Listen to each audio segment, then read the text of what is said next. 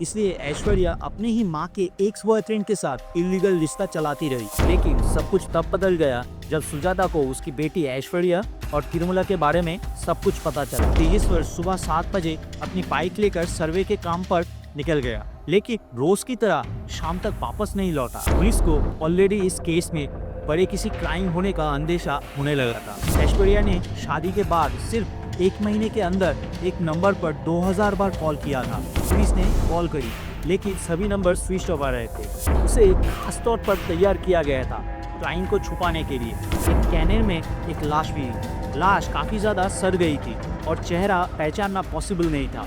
पूरे बदन के कई हिस्सों पर कीड़े हो चुके थे। ये कहानी आंध्र प्रदेश के कुन्नूर डिस्ट्रिक्ट की निवासी सुजाता, उसकी 23 साल की बेटी ऐश्वर्या और उसके प्रेमी 35 साल के तिरुमला राव के बीच के कॉम्प्लिकेटेड रिश्तों की है।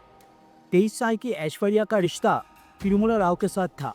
नॉर्मली एक माँ अपनी 23 साल की बेटी के प्रेमी का जांच पड़ताल करती है कि लड़का कैसा है, उसका नेचर कैसा है। लेकिन इस मामले में सुजाता पहले से ही अपने बेटी के बॉयफ्रेंड तिरुमला राव को अच्छे से जानती थी, क्योंकि कुछ साल पहले तक तिरुमला राव के साथ सुजाता का इलीगल रिलेशनशिप था। इसलिए सुजाता को अच्छे से पता था कि तिरुमला राव एक शादीशुदा मर्द है, जो कि असल में उसकी बेटी का सिर्फ शारीरिक शोषण कर रहा है। लेकिन हैरान करने वाली बात यह है कि ऐश्वर्या को ये सब मालूम होने के बाद भी वो इस रिश्ते को आगे बढ़ाना चाहती थी। ये एक परफेक्ट सिचुएशन है जिसमें परिवार में पहले तनाव होती है और उसके बाद कोई बड़ा जुर्म होता है। लेकिन इस केस में ऐसा कुछ नहीं हुआ था। उल्टा इन तीनों ने मिलकर प्लान बनाया और किसी दूसरे फैमिली के एक इनोसेंट लड़के की हत्या कर दी, ताकि ये तीन अपने इस विकृत रिश्ते को बिना किसी बाधा के आगे चला सके। अब सवाल ये है कि ये लड़का कौन था और वो कैसे इस परिवार के ट्रैप में फंस गया और अपनी जान गंवा बैठा। चलिए जानते हैं।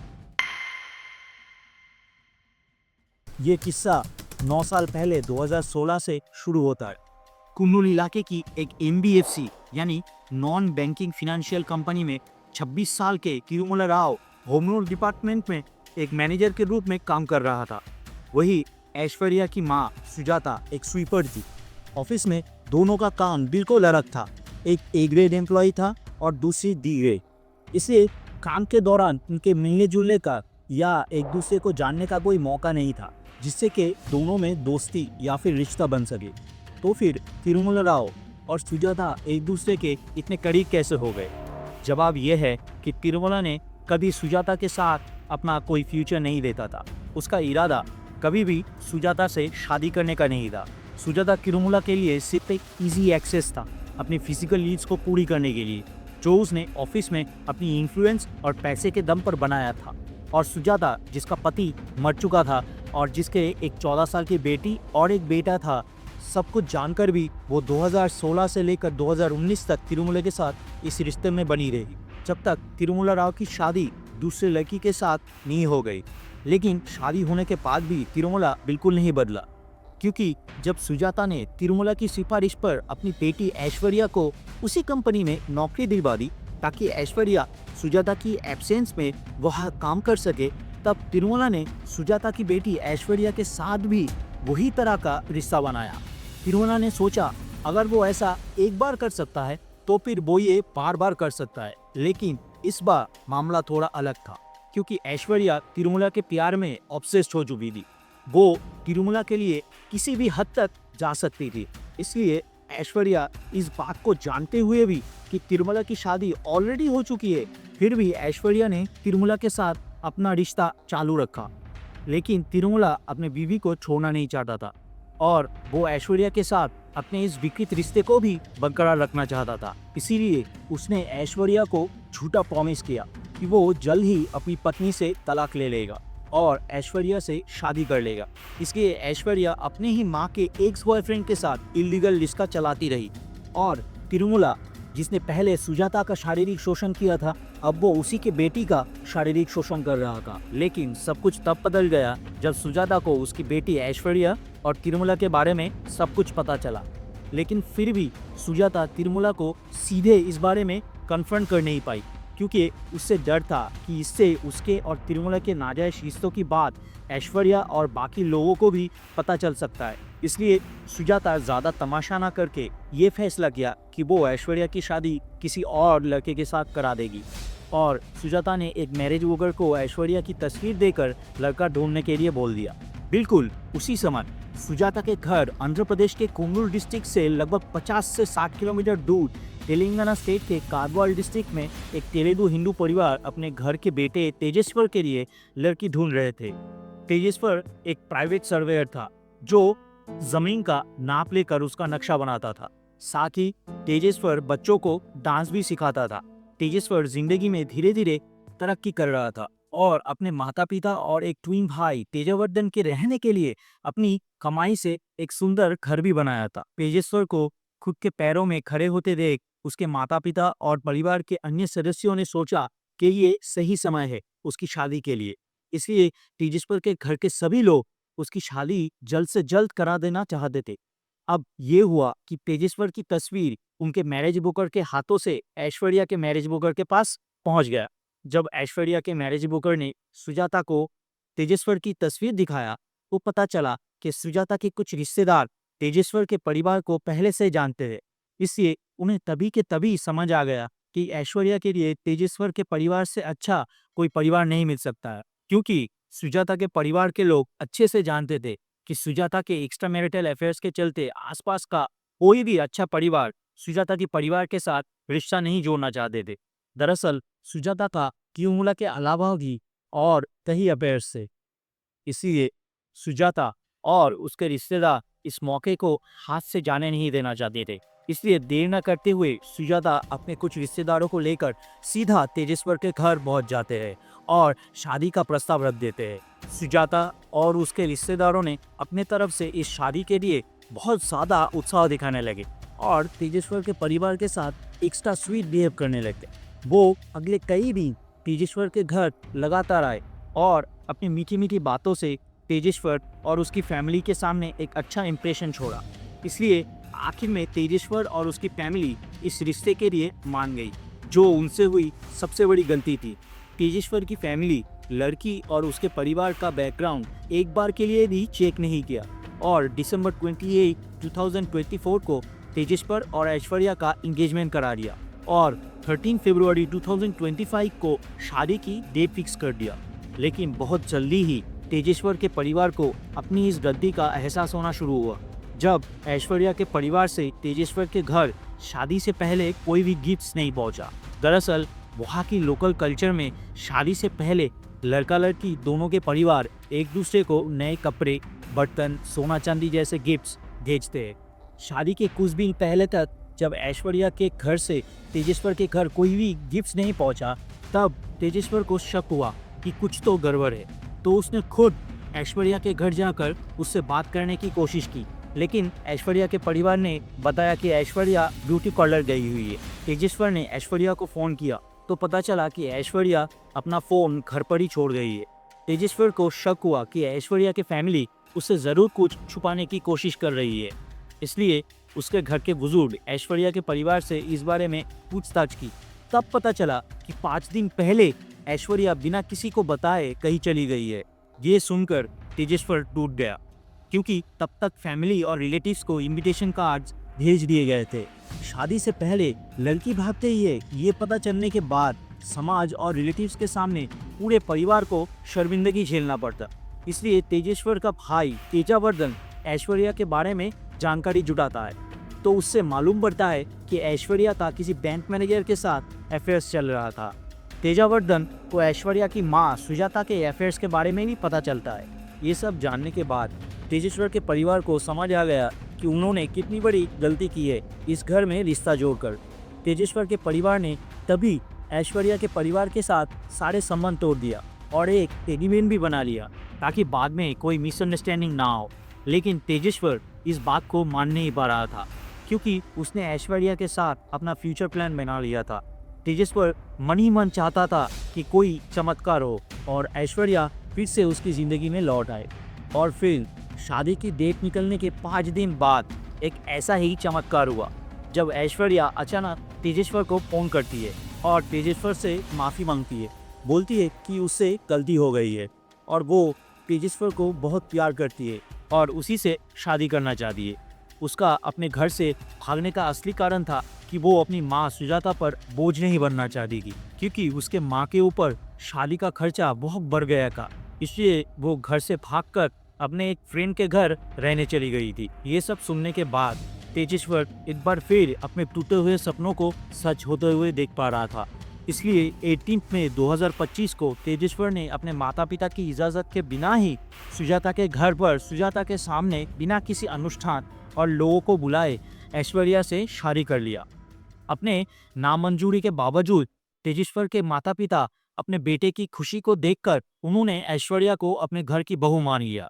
लेकिन शादी के बाद तेजेश्वर के परिवार ने महसूस किया कि ऐश्वर्या उनके साथ बहुत कम मिलजुल रही है।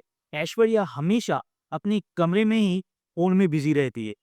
जब उन्होंने ये बात तेजेश्वर को बताई तो तेजेश्वर ने कहा कि उसके और ऐश्वर्या के बीच भी बहुत कम बातें हुई है। हो सकता है ऐश्वर्या अभी तक नए माहौल में खुद को एडजस्ट नहीं कर पाई है। समय के साथ सब कुछ ठीक हो जाएगा। एक महीने बाद 17 जून 2025 रोज की तरह तेजेश्वर सुबह 7 बजे अपनी बाइक लेकर सर्वे के काम पर निकल गया, लेकिन रोज की तरह शाम तक वापस नहीं लौटा। उसके फोन भी उस दिन दोपहर 12 बजे के बाद से ही स्विच ऑफ दिखा रहा था। The number you're calling is currently switched off. Please try later.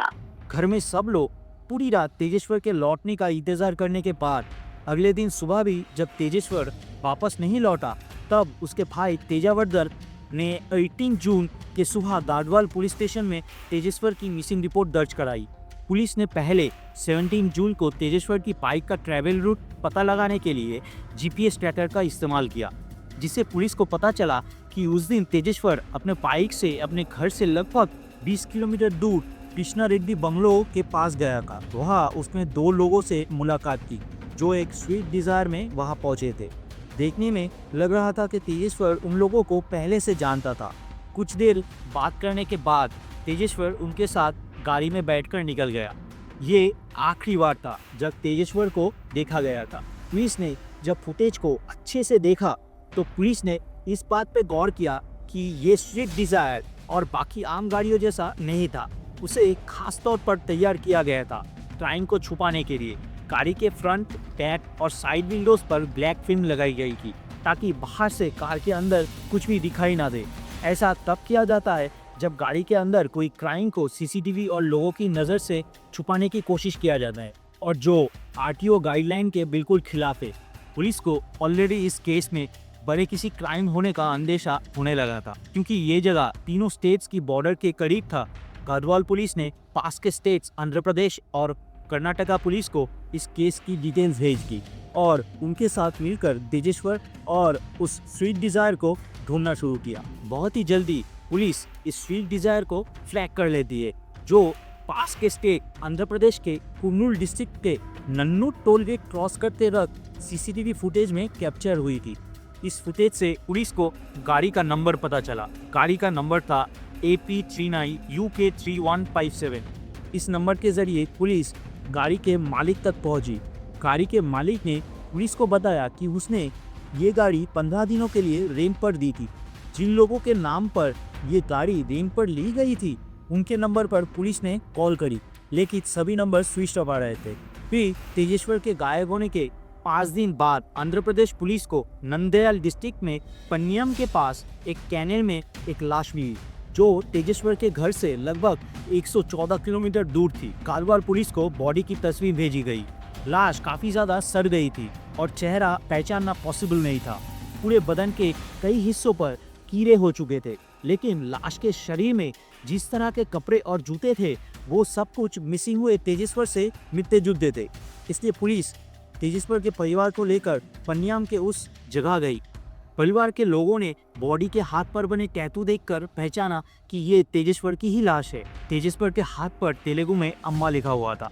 Primary investigation में पुलिस को समझ आया कि तेजेश्वर का गला किसी तेज हथियार से काटी गई थी और उसके पेट में भी कई बार चाकू घोंपी गई थी। इसलिए गाडवाल पुलिस ने इस मामले को मर्डर केस के रूप में इन्वेस्टिगेशन करना शुरू किया। पुलिस का सबसे पहला शक गया तेजेश्वर की वाइफ ऐश्वर्या पर, क्योंकि तेजेश्वर की मौत की खबर मिलने के बाद ऐश्वर्या की बॉडी लैंग्वेज बिल्कुल अलग थी बाकी परिवार के सदस्यों के मुकाबले। ऐश्वर्या की आंखों में आंसू नहीं थे और वो दूसरे के मुकाबले काफी रिलैक्स दिख रही थी। और ये बात तेजेश्वर का भाई तेजावर्धन भी नोटिस करता है। इसलिए तेजावर्धन पुलिस को ऐश्वर्या के प्रति अपने शक की बात बताता है। और ठीक इसी समय पूरे देश में मेघालय हनीमून मर्डर केस को लेकर काफी चर्चा हो रही थी, जहां एक पत्नी ने अपने पति को हनीमून पर ले जाकर मार देती है, वो भी शादी के कुछ ही दिनों के बाद। इसलिए पुलिस इस एंगल से भी इस केस का तहकीकात करना चाहती, क्योंकि यहाँ भी शादी हुए सिर्फ 30 दिन ही हुए थे। इसलिए पुलिस तुरंत ही ऐश्वर्या का सीरिया यानी ऑल डिटेल रिकॉर्ड्स निकालती है, जिसमें पुलिस का शक बिल्कुल सही साबित होती है। ऐश्वर्या ने शादी के बाद सिर्फ 1 महीने के अंदर एक नंबर पर 2000 बार कॉल किया था, और वो नंबर तेजेश्वर का नहीं था, वो नंबर था कुन्नूर का रहने वाला और बैंक मैनेजर तिरुमला राव का। पुलिस तुरंत ही तिरुमला राव को खोजना शुरू करती है, लेकिन तब तक वो अंडरग्राउंड हो चुका था। इसलिए पुलिस सबसे पहले तिरुमला के पिता तिरुपथैया को पुलिस स्टेशन में बुलाती है और सख्ती से पूछताछ करना शुरू करती है।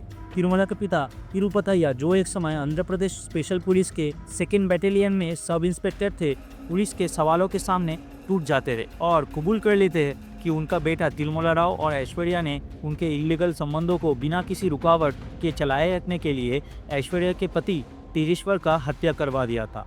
और ये जानने के बाद उन्होंने ही अपने बेटे तिरुमला राव को उनके एक दोस्त के घर छुपाने में मदद किया। ये जानकारी मिलते ही पुलिस तिरुमला राव, ऐश्वर्या के मां सुजाता और तिरुमला के पिता तिरुपथैया को अरेस्ट कर लेते रहे। सुजाता भी मान लिया था कि उनको पता था कि उसकी बेटी ऐश्वर्या ने उसके लवर तिरुमला राव के साथ मिलकर तेजेश्वर का हत्या कर दिया था। पुलिस की इंटरोगेशन में तिरुमला और ऐश्वर्या ने कहा कि उन्होंने तेजेश्वर को एंगेजमेंट के तुरंत बाद से ही मारने का प्लान बनाना शुरू कर दिया था। तेजेश्वर को मारने के लिए तिरुमला ने नागेश नाम के एक व्यक्ति को हायर किया। नागेश एक होम लोन एजेंट था, जो कस्टमर को NBFC जैसे कंपनी से होम लोन दिलवाने में मीडिएटर का काम करता था, और उसके बदले कस्टमर से नागेश 1% कमीशन फी के रूप में लेता था। तिरुमला राव ने इसी नागेश को ये विश्वास दिलाया कि वो इस तरह के होम लोन अप्रूव करा देगा और बदले में तेजेश्वर को मारने के लिए सुपारी दी। बाद में नागेश ने परशुरामुडू और राजू को हायर किया। सबसे पहले तिरुमला और उनके हायर्ड किलर्स ने तेजेश्वर पर नजर बनाए रखने के लिए तेजेश्वर के पड़ोसी मोहन को तेजेश्वर पर नजर रखने को कहा। तेजेश्वर कब घर से बाहर निकलता है, कब लौटता है, ये सारी खबर ये मोहन तिरुमला को देता था। बाद में तिरुमला ने तेजेश्वर पर 24/7 नजर रखने के लिए ऑनलाइन एक GPS ट्रैकर खरीदा, और तिरुमला के कहने पे ऐश्वर्या उससे तेजेश्वर के बाइक पर लगा दिया और तेजेश्वर का लाइव लोकेशन तिरुमला के साथ शेयर करने लगे। तिरुमला और उनके हायर्ड किलर्स एक सही मौके के इंतजार में थे। जब तेजेश्वर किसी सुनसान इलाके में अकेला होगा, तब हायर्ड किलर्स आसानी से बिना किसी के नजर आए उसे मार के वहां से भाग लेगा। लेकिन मैं वो मौका मिल नहीं रहा था, इसलिए ऐश्वर्या के कहने पे तिरुमला ने प्लान बदला और हायर्ड किलर्स को रियल एस्टेट एजेंट बनाकर तेजेश्वर से मिलने को बोला। तेजेश्वर सर्वेयर होने के कारण वो गाडवाल डिस्ट्रिक्ट की ज़्यादातर लैंड के बारे में जानता था, जो लैंड सेल के लिए अवेलेबल थे। इसलिए ये हायर्ड किलर्स इन लैंड्स ढूंढने के बहाने तेजेश्वर से दोस्ती कर लेते और 17 जून को हायर्ड किलर्स ने तेजेश्वर के साथ यही लैंड देखने का बहाना करके मुलाकात की और गाड़ी के अंदर ही तेजेश्वर का गला काट कर हत्या कर दी। तेजेश्वर को मारने के बाद नागेश ने तिरुमला को वीडियो कॉल पर तेजेश्वर की डेड बॉडी दिखाई और उसके डेड बॉडी को कनाल में डंप कर दिया, जबकि तिरुमला पहले से ही एक लैंड को देख के रखा था और प्लान था तेजेश्वर की बॉडी वहाँ मिट्टी के नीचे दफन करने का। लेकिन वो नहीं हो पाया क्योंकि वहाँ लोग थे और हायर्ड किलर्स के कपड़े पर तेजेश्वर का खून लग गया था, इसलिए हायर्ड किलर्स बॉडी को वैसे ही डंप कर दिया।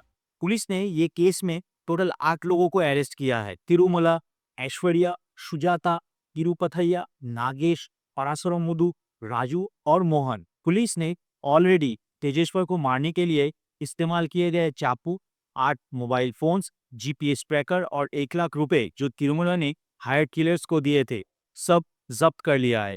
अब पुलिस इन सभी के खिलाफ चार्जशीट तैयार कर रही है। ऐश्वर्या और तिरुमला जैसे लोग खुद के फायदे के लिए किसी भी हद तक जा सकते हो, किसी का भी हत्या कर सकते हो। आपको क्या लगता है कि तिरुमला और ऐश्वर्या जैसे इंसानों को क्या सजा होना चाहिए? प्लीज कमेंट करके बताइए।